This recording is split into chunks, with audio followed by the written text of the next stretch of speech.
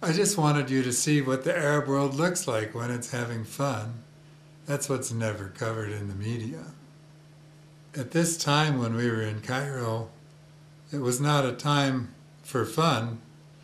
The bombs were falling at that time in Baghdad, and the Arab world was getting uncensored media coverage of the civilian casualties inside Iraq. And we were receiving emails from Iraqi friends who were living in Jordan asking us to try and help find medical help. As we entered Jordan, we really didn't have the intention of going into Iraq or to Baghdad. It didn't seem like a good time. But because we're in touch with the musical sensibilities of the Arab world peoples, we found that they continued to tell us, oh, the Iraqi people would love you. Especially they would tell us that when they heard us playing Iraqi music. Then we went up to Jordan, and our friends in Jordan told us once again, what did they say? They said, you should go to Iraq. The people in Iraq would love you. And so next thing we knew, Jordanian friends were saying, we found you a ride. We didn't have the right credentials. The Americans at this point had asked the Jordanians to guard the border. We went into an office in downtown Amman in Jordan to see if we could get some kind of papers that would help us cross the border into Iraq. Really, the only people being given some kind of permission to go into Iraq at that time were card-carrying journalists. Although we were, in some sense, journalists, we were actually musicians. So we sang a song for the folks in the office and discovered that we were given a musical passport.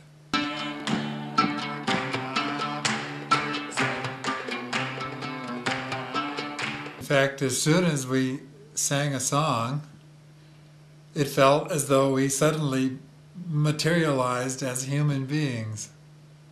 And several people jumped up to help us and called some people at the border to try and pave the way for our crossing. When we actually got to the Iraqi border at 3 o'clock in the morning, we found that our Iraqi driver was too impatient to get onward across the border to allow us to find the contacts that had been set up for us. And so by 5 in the morning, it was apparent that we wouldn't necessarily be allowed to get across the border unless we did something musical.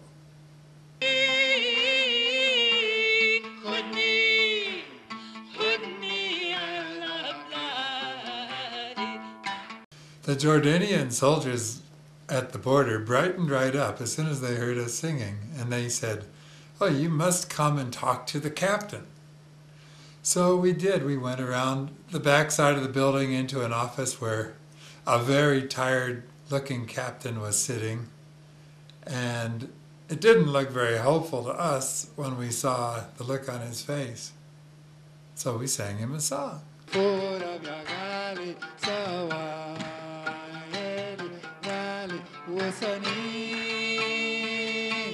The moment we sang him a song, he leapt into life, and he called a few of his partners in to listen to us sing. And then he sent us back around to the front of the building, where we sang again for a larger group of people who began smiling and laughing, and pretty soon it just became obvious that we would be able to cross the border. One line of that song to the people down there, their eyes like opened up wide, and they said, oh yes, boom, gave us a stamp. You should go, you should go. It's very easy. Music is a passport, literally a passport that you can use to get all kinds of places, open on all kinds of doors. And it's 500 miles from Amman to Baghdad. And right after you cross the border into Iraq, this is what we saw. And it's very, very difficult to see this and know that all these people had just died in these bombings and on this road. when I was driving through there, tears are streaming down my cheeks. I had never been in a war zone before, and it's quite shocking. Many Syrians were killed in this bus here. This road had once been a big 4-lane highway, but you had to drive around all these craters. When we got into Baghdad, the city had many buildings burning.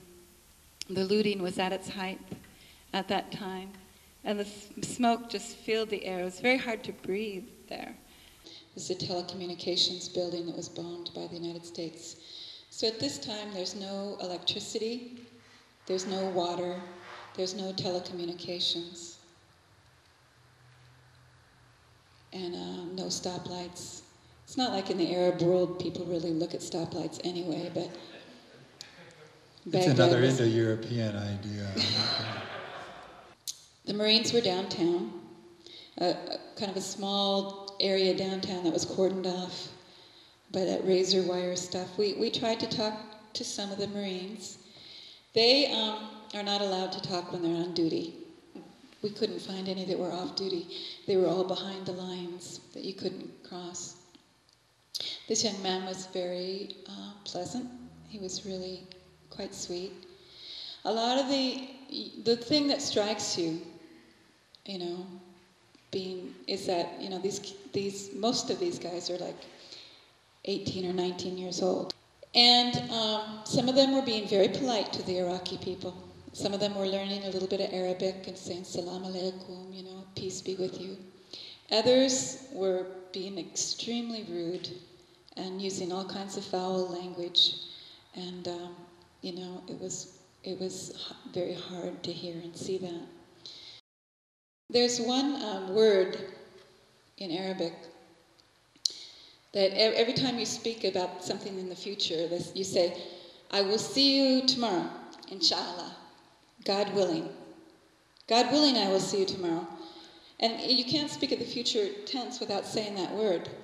It's ingrained into their culture and who they are. It's like the will of God it reigns. So like when the bombing was happening, people were like, if it is the will of God, I'll die. If it's not the will of God, I'll live. They didn't go to bomb shelters. They went to bomb shelters during the first Gulf War, and we bombed one of the bomb shelters and killed a lot of people there. So, inshallah, God willing, I'll make it. And so they just watched. But what we did is the same thing we always do. أنت تعزف عود؟ أيوة أنا أعزف عود وهي تغني. And we played music. As we're walking down the street, people asked, "Do you play that?"